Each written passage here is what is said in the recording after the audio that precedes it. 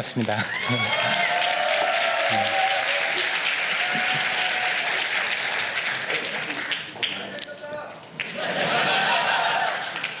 제가 아까 들어오기 전에 말씀을 드렸는데요. 그게 비밀이거든요. 어디 가서 말씀하시면 안 돼요.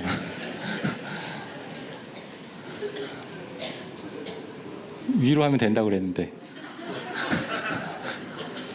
이거 아닌가 봐요.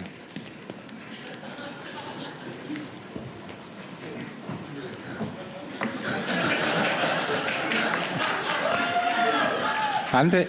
이게 안 되는데요? 됐다. 혹시 이 사진 아시나요?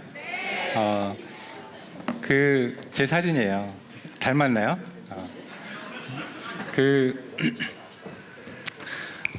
오늘 뭐 어떻게 들으셨는지 모르겠는데, 저는 정치에 들어올 때 사실은 되게 간단하게 생각하고 들어왔어요. 지금 당이 되게 힘들기 때문에 제가 조그만 힘이라도 좀 더 할 수 있으면 좋겠다. 그렇게 생각하고 들어왔거든요. 당에 들어오고 나서 사실 되게 많은 변화가 있었어요. 제가 사실 결혼할 때도 안 하던 화장도 지금 했거든요. 그리고 팟캐스트 같은 데도 나가고 라디오에도 나가고 기자분들, 사실 지금까지 만났던 기자분들보다 훨씬 많은 사람들을 만나고요. 사실 기업인이 정치에 참여한다는 게 사실 쉬운 결정은 아니거든요. 그리고 특히나 우리나라 정치 환경에서 야당을 선택해서 정치에 참여한다는 게 정말 어려운 결정이죠. 그만큼 저 독하게 마음 먹고 나왔거든요. 그러니까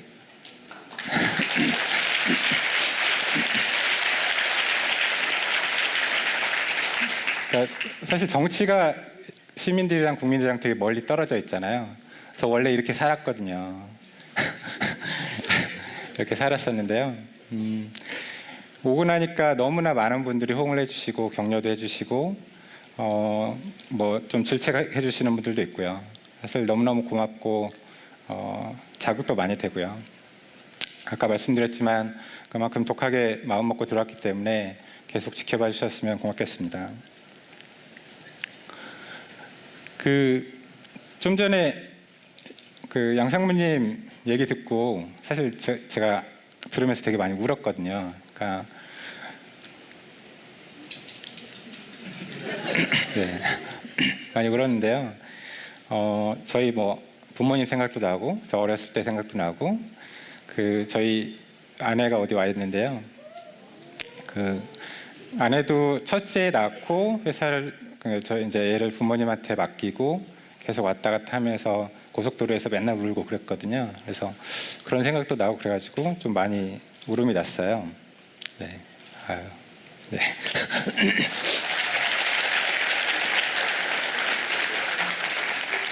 네. 저는 여기 준비해 주신 분이 되게 멋있는 사진을 이렇게 별로 안 좋아 보이나요? 저 살던 집보다는 좀 좋아 보이는데 사실 저 살던 집은 지금 없어졌어요. 이게 별로 좋은 집은 아니어서 옆에 사시던 분이 저희 살던 집을 이렇게 사가지고 이렇게 밭으로 만들으셨더라고요.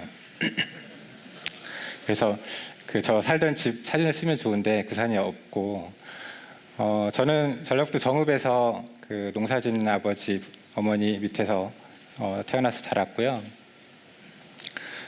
많은 분들 공감하실 수 있는데 자식들 교육시키기 위해서 농사짓던 분이 도시로 이사를 하셨어요. 이사를 하셨고 사실 다른 거 할 게 없었기 때문에 그냥 저는 공부를 되게 그냥 공부만 했던 것 같고요. 성적 맞춰서 원래 사실 처음에는 수학과를 가고 싶거든요. 제가 이래봬도 수학을 옛날에 좀 잘했었어요. 그래서 수학도 좋아했었고, 그래서 수학과를 가고 싶었는데 사실은 수학과 가면 밥 먹고 살기 힘들다 이런 얘기 예전부터 많이 했잖아요. 그래서 이제 수학과를 못 가고 경영학과를 선택해서 갔거든요. 경영학과 갔던 이유는 공인회계사 그래도 사자 중에 하나잖아요. 그래서 공인회계사를 하려고 갔었어요. 근데 공인회계사를 하러 갔는데 막상 사실은 학교에 가보니까 친구들이 뭐 사법시험 공부하고 행정고시 공부하고 이런 친구들이 되게 많더라고요. 의외로 그 공인회계사 공부하는 사람은 잘 없고, 그래서 저도 그때 이제 처음으로 학교에 가서 고민을 했던 것 같아요. 나도 그런 좀 더 폼나는 뭐 사법시험이나 뭐 행정고시 이런 걸 봐야 되나, 이런 고민을 처음으로 했었고, 그래서 제 친한 친구 한 둘 정도가 행정고시를 공부를 했었거든요. 그래서 저도 이제 행정고시를 한번 봐봐야겠다. 그래서 그 되게 유명한 책이 있어요. 곽윤직의 민법촉칙이라는 되게 유명한 그 행정고시 준비서가 있는데요.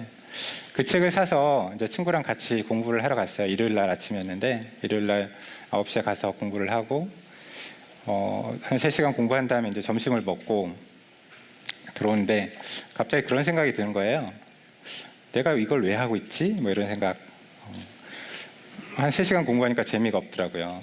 그래도 대학도 왔는데 좀 재밌게 살아야 되는데. 그래서 3시간 하고 밥 먹고 오면서 고민하고 나서 때려쳤어요. 이 길은 내 길이 아닌가 보다 이렇게 생각하고 때려치고, 사실은 이제 열심히 놀았죠. 그리고 제가 학번으로는 91학번인데 그때 뭐 한참 그 기억하실지 모르겠는데 91년도에 분신정국 뭐 이런 게 있었거든요. 뭐 사실 아무것도 모를 때인데 데모도 이렇게 한 번씩 따라 나가고 뭐 이랬었어요. 그러다가 1학년 여름방학이 돼서 그 사실 아르바이트도 할 겸 이제 고향에 내려갔는데, 고향에 친구들이 그 모여가지고 컴퓨터 동아리를 만들어서 프로그래밍이라는 걸 공부를 하더라고요. 그 자기들끼리 모여서. 사실 저는 그때 처음 봤거든요. 뭐 컴퓨터라는 건 게임이나 하는 건 줄 알았지, 저런 걸 뭘 만드는구나 이런 걸 처음 알았었고, 나도 한번 해보면 재밌겠다 이런 생각을 하고 서울에 올라왔어요. 계약이 돼서. 근데 마침 저희 이제 선배님들께서 저 아는 선배님들이 우리도 한번 컴퓨터 동아리를 만들어 보면 좋겠다 이런 얘기를 하셔가지고 저도 이제 꼽사리를 껴서 컴퓨터 동아리를 만들었거든요. 되게 복잡해 보이잖아요. 저도 뭔지 몰라요. 이제 돌아다니는 사진 있길래 이제 쓴 건데 그 컴퓨터 동아리를 만들고 제가 뭐 컴퓨터 동아리 회장도 하고, 그 다음에 지금 생각하면 사실 되게 조악한 프로그램들이었는데 아주 간단한 게임 같은 것도 만들고, 그 다음에 이제 학생이니까 영어 공부하는 프로그램 같은 것도 만들고 막 여러 가지 프로그램을 만들어가지고 뭐 프로그램 전시회 같은 데도 나가고 그런 생활을 했었어요. 그리고 그때 이제 저 학교 다닐 때 뭐 아실지 모르겠지만 리눅스라는 게 막 나왔었고, 그 다음에 인터넷이 그 뭐 많이 보급되기 전인데 인터넷이라는 게 나오고, 그리고 그 해킹이라는 것들이 이제 막 나오고 이럴 때, 그래서 저도 이제 그런 것들을 공부하고 그랬거든요. 대학 다니면서. 그러니까 친구들은 사실 저희 경영학과 잊지 마시고요. 경영학과입니다. 그 경영학과 왔는데 컴퓨터 가지고 놀고 있으니까 그런 생각했을 것 같아요. 쟤 좀 이상한 애다. 그러니까 보통 그 경영학과 하면 되게 좀 스마트하고 이렇게 뭐 계산 잘하고 뭐 이럴 것 같은 느낌 있잖아요. 근데 이제 저는 사실 동아리방 골방에 처박혀가지고 뭐 컴퓨터 가지고 놀고 있고, 그래서 친구들이 생각할 때 조금 제가 이렇게 괴짜같이 생기진 않았는데 좀 괴짜라는 생각을 했던 것 같아요. 그 뭐 한 번은 그런 적이 있었어요. 제가 이제 한참 해킹 공부할 때 제가 이제 학교 전산망에 있는 어떤 서버를 하나 해킹을 했어요. 나쁜 짓인데요. 이상한 걸 하진 않았고, 근데 그것 때문에 이제 제 옆에 있던 어떤 후배가 잡혀갔어요. 근데 다행히 이제 훈방 조치하고 이제 큰 일은 안 일어났는데 훈방 조치되고 그 친구가 저는 안 불더라고요. 이제 불진 않아서 저는 안 잡혀갔는데 이제 후배는 잡혀갔는데, 그 친구도 지금 그 게임 업계에 들어와서 열심히 게임 사업을 하고 있습니다. 그 대학교 때 이렇게 컴퓨터를 막 하다 보니까 자연스럽게 이제 한국과학기술원에 가고 싶었어요. 왜냐하면 당시에 우리나라에서 그 컴퓨터나 네트워크 환경이 가장 좋았던 데가 한국과학기술원이었거든요. 그래서 이제 자연스럽게 과학기술원에 갔고, 과학기술원에 가서도 물론 이제 주변에 다른 이제 컴퓨터 뭐 프로그래밍 하는 사람들이나 이런 사람들이 많이 있긴 했었는데 어쨌거나 이제 그 경영학과를 나왔고 경영학과 나온 친구가 이제 프로그래밍 하니까 되게 좀 신기하게 봤었나 봐요. 그게 계기가 돼서 넥슨이라는 회사에 들어가서 뭐 웹 프로그래밍도 하고 데이터베이스 프로그래밍도 하고 뭐 그런 생활을 했어요. 이제 과학기술은 학교가 대전에 있었고 회사는 서울에 있어가지고 그 뭐 새벽 버스 타고 대전에 내려가서 수업 듣고 저녁에 버스 타고 올라와서 이제 날새서 또 일하고 다시 새벽 버스 타고 내려가서 공부하고 이런 생활을 좀 꽤 오래 했던 것 같아요. 이제 그게 이제 저의 첫 사회생활이었죠. 그리고 되게 저는 재밌게 했었어요. 근데 재밌게 했었는데 그 한 번은 지금 이제 넥슨의 김정주 회장님이 저한테 그 말씀하시더라고요. 게임 개발을 한번 해보면 어떠냐고. 근데 이제 제가 그때 그런 대답을 했거든요. 이거 돈도 안 되는데 이거 왜 하냐. 그래도 게임 개발하면 내가 네 월급 2배 올려줄게. 그래서 나 그래도 이거 안 한다. 그랬거든요. 근데 제가 몇 년 후에 게임 개발하고 있을 줄 몰랐어요. 그 대학원 졸업하고 회사 다니고 이러다가 사실 우리나라 그 김대중 정부 시절이 우리나라 정보통신이 가장 비약적으로 발전하던 시기예요. 그리고 김대중 정부, 노무현 정부 이렇게 거치면서 그러니까 김대중 정부 때 우리나라 초고속 통신망이 전국적으로 깔리기 시작했고 그리고 기억하실지 모르겠는데 그러니까 우체국을 통해서 인터넷 PC라는 걸 막 집집마다 보급을 했어요. 그리고 스타크래프트라는 게임이 나와서 대히트를 치면서 우리나라의 정보통신이 비약적으로 발전하는 계기가 됐죠. 그걸 계기로 해서 그 저를 포함해서 많은 사람들이 벤처라는 걸 창업하기 시작했어요. 그러니까 지금은 사실 벤처라고 하지만 그때는 벤처라는 말을 사실 잘 안 썼죠. 그냥 조그만 회사 그러니까 이런 식으로 표현했고 조그만 회사를 만들었었고요. 저희 이제 그 선배, 친구, 후배들 이렇게 모여가지고 회사를 만들었었고 이거는 제가 어제 이제 자료를 찾다가 깜짝 놀랐어요. 이게 인터넷에 있더라고요. 이거는 저희가 이제 처음에는 여기서 보시면 맨 오른쪽에 문자 전송, 메신저, 채팅, 증권, 게임토리 이렇게 있는데 이게 저희 회사에서 만들었던 것들이에요. 이게 사실 10년, 15년 뭐 이렇게 된 건데 인터넷에 사진이 있길래 너무 반가웠어요 어제. 처음에는 일반적인 PD에 들어가는 솔루션들 만들고 그리고 우리가 얘기하는 보통 이제 B2B 솔루션이라고 하는데요. 뭐 C2C, B2C 할 때 B2B 그런 솔루션들 만들고 하는 회사였는데 하루는 제가 이제 저는 사실 이제 게임을 아주 즐겨하거나 뭐 이랬던 사람은 아닌데 혼자서 여기서 이제 제가 개발을 하다 보니까 게임을 하나 만들었어요. 게임을 하나 만들어봤는데 저 혼자 하려고 저랑 저 있잖아요 마이세스 저 맨 왼쪽 이름 마이세스거든요. 저랑 쟤랑 둘이 하는 게임을 만들었는데 되게 그 동료들이 재밌어 하더라고요. 그래서 그거를 이제 네트워크로 붙이고 그 다음에 이제 그걸 서비스하게 됐었죠. 그 이름이 저기 겜토리예요. 원래 게임 팩토리 줄여가지고 그 게임토리라고 이름을 쳤었는데 저게 이제 저희 회사의 주력 제품이 된 거죠. 근데 사실은 저는 게임 되게 재밌었는데 저희 사람들 되게 재밌어 했는데 이 사업이 그렇게 잘 되진 않았어요. 물론 이제 이 단말 이후에 다른 PDA랑 PC도 하고 그랬었는데 당시에 이제 PDA들이 저는 금방 보급이 될 줄 알았는데 생각보다 보급이 잘 안 되더라고요. 그래서 이 사업이 잘 되지는 않았는데 당시에 이제 저희 말고 저희보다 훨씬 큰 회사인 한게임이라는 회사가 있었어요. 이제 한게임이라는 회사는 당시에 사용자들이 너무 폭발적으로 들어오다 보니까 처음에 이제 서비스 이용하려면 가입을 하잖아요. 근데 이제 너무 많이 들어오니까 가입을 막았어요. 아마 세계 인터넷 역사에서 들어오는 사용자를 막으려고 일부러 가입을 막은 회사는 거기가 아마 유일할 거예요.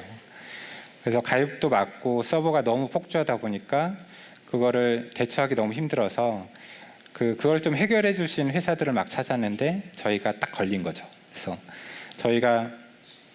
그래서 이제 한게임에 들어가서 한게임에 이제 서버들을 좀 고치고 좀 저희 이제 업계 용어로 고도화하는 작업 같은 것도 하고 이렇게 됐던 거고요.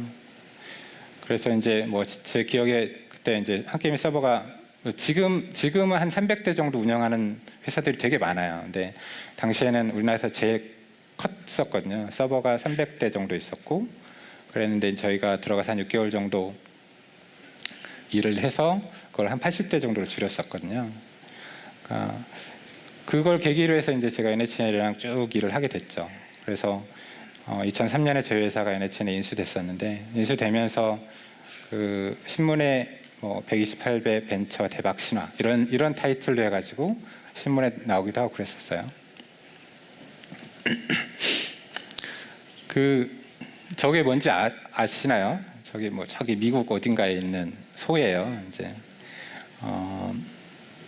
사실 이거는 이제 그 호황기를 의미하고, 근데 제가 이제 게임 업계에 들어온 지 지금 뭐 대충 횟수로 따지면 한 15년 정도 됐는데 회사를 하다 보면 뭐 되게 어려움들이 많이 있죠. 많이 있는데 제가 이제 조금 사실 심리적으로 조금 충격을 입었던 게 그런 적이 있었어요. 회사가 이제 돈이 필요해서 이제 어렵게 해가지고 은행에 가서 돈을 빌렸죠. 이제 돈을 빌리는데 세계에서 우리나라에만 있는 제도가 있어요. 대표이사 연대보증 제도라는 게 있어요. 원래 그 보증서잖아요. 개인 대 개인. 그러니까 개인 대 개인 보증은 없어졌거든요. 지금 법이 개정이 돼서 개인 대 개인의 보증은 없어졌는데 회사가 뭔가 돈을 빌리거나 어떤 자금 거래를 할 때 대표이사가 꼭 보증을 서도록 돼 있어요. 현재는 뭐 100%는 아니지만 여전히 보증을 받고 있고요. 저도 이제 회사에서 돈을 빌리는데 대표이사 연대 보증을 하라고 하더라고요. 저희 회사가 그다지 어렵지는 않았기 때문에 뭐 저는 흔쾌히 이렇게 사인했죠. 뭐 제 글씨는 잘 못 쓰지만 제 이름 써가지고. 근데 지금 그러고 나서 얼마 안 있었는데 그 리먼 브로더스 사태, 글로벌 금융위기라는 게 생긴 거죠. 그때 이제 사실 쪽박 잘 뻔했거든요. 파산할 뻔했었어요. 근데 이제 저는 사실 회사가 잘 그래도 이제 굴러가서 무사히 그 위기를 넘겼고, 근데 제 주변에서도 그때 이제 사실 파산한 친구들이 있어요. 그리고 지금 최근에도 그 대표이사 연대 보증이라는 것 때문에 파산하는 친구들이 있고 개인회생이 들어가 있는 친구들도 있고요. 그리고 또 하나 여러분들은 게임 하면 어떤 이미지가 떠오르세요? 게임 하면 페인. 네. 좀 좋은 이미지 없나요? 사실 저는 이제 업계에 있다 보니까 사실 이제 게임 얘기하면 이제 제일 먼저 떠오르는 게 하이테크 노가다. 뭐 이게 잘 이해를 못 하실 수 있는데 되게 하이테크 첨단 산업이에요. 근데 사실 이제 업계에 들어가 보면 되게 노가다거든요. 겉에서 보기엔 되게 재미있고 화려해 보일 수는 있지만 되게 많은 아픔들이 있어요. 뭐 소위 말해서 창작의 고통이라는 것도 있을 수 있고 밖에서 바라보는 시선이나 이런 것들 때문에 어려움들도 있고요. 제가 이제 회사를 하면서 참 마음이 아팠던 사건이 하나 있어요. 이제 뭐였냐면 제가 이명박 정부 시절에 저희 회사가 이제 장관상을 받게 됐어요. 뭐 이렇게 게임이 잘 만들었다고 이제 장관상을 주시더라고요. 그래서 장관상을 받으러 제가 이제 장관님한테 가가지고 저희 회사에 대해서 막 설명하고 게임에 대해서 막 설명을 했거든요. 근데 이제 저희 장관님이 저한테 대뜸 아니 그런 애들 망치는 게임을 왜 만들고 있냐 뭐 이러시더라고요.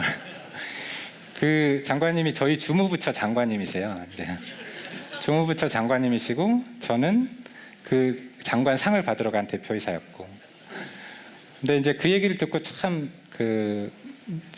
뭐 참담하다고 표현을 해야 되나요? 되게 참담했었어요.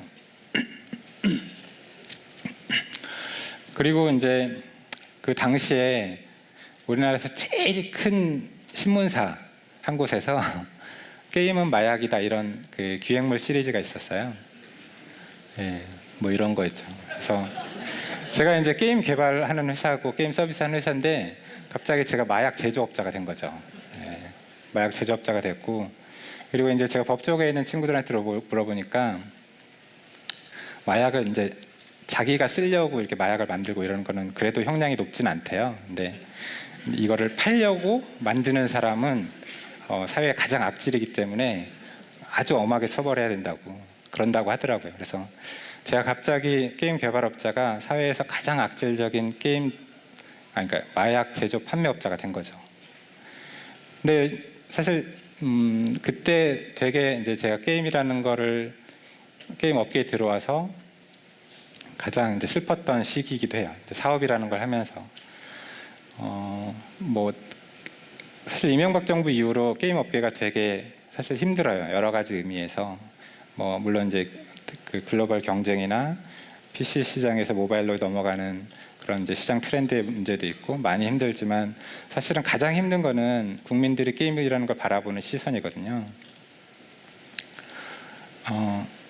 근데 여러분도 아시다시피 사실 게임은 우리나라의 차세대 성장 동력이고 그 문화 콘텐츠 산업의 가장 핵심이거든요.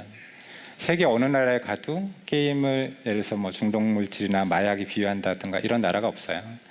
게임을 만드는 그 기업에 있는 사람들이 해외에 나가면 되게 대우를 많이 해줘요. 근데 참 아이러니가 국내에서만 이렇게 막 마약 제조업자 대우를 받고 있죠.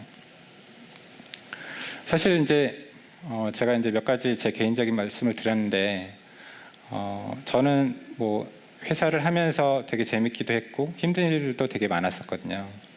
근데 지금까지 한 번도 해보지 않은 제가 지금 딱 오늘로 입당 2주 차거든요. 여기 저보다 선배님들 훨씬 많으실 텐데 앞으로 잘 부탁드리고요.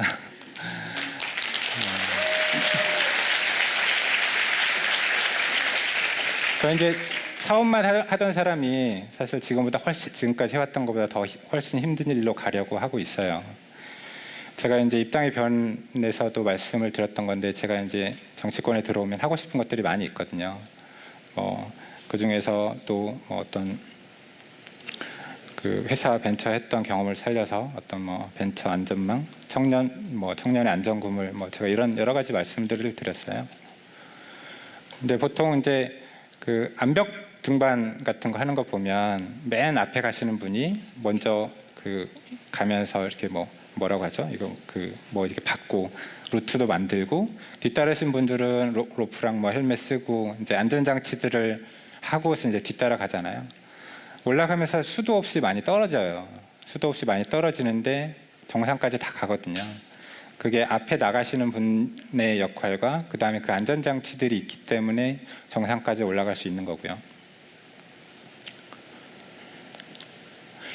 그래서 사실은 우리가 어떤 사업을 하건 경제활동을 하건 살아가는 데 있어서 어떤 안전망이라는 게 꼭 필요하거든요.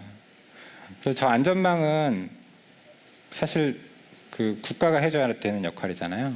국가가 해줘야 되는 역할인데 막 올라가다 떨어졌는데 저희가 이런 말 하잖아요. 추락하는 것은 날개가 있다라는 소설도 있지만 추락하는 것은 원래 날개가 없거든요. 제가 하고 싶은 게 사실은 이런 떨어지는 추락하는 것에 안전 그물을 만들어주고 싶다 이런 말씀을 드리고요. 어떤 대통령께서 이런 말씀을 하셨어요. 정말 간절히 원하면 우주가 도와준다. 혹시 공감이 가시나요? 네. 사실은 대통령이 해야 될 일인데 이걸 우주한테 책임을 떠넘기시더라고요. 대통령이 안 하시면 저라도 해야죠. 그래서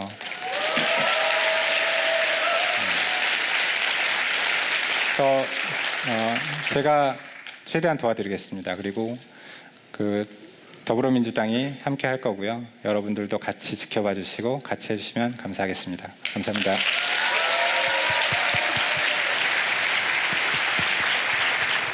네, 감사합니다. 네,